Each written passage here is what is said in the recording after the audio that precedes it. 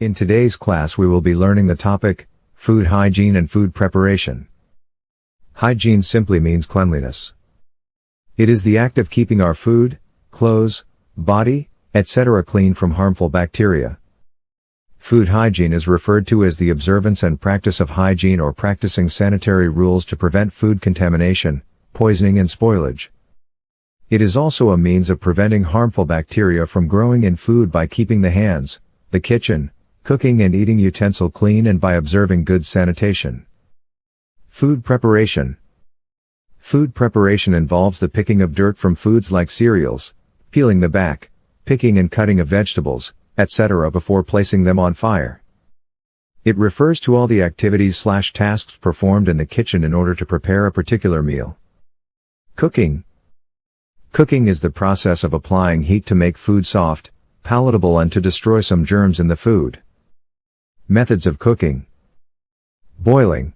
This is the process of cooking food in boiling water until it is soft and tender, for example, yam, rice, etc. Stewing. Stewing is a method of cooking food slowly or at low heat in a small quantity of water, in a well-covered pot for a long time, for example, soups, tough cuts of meat, old root vegetables, etc.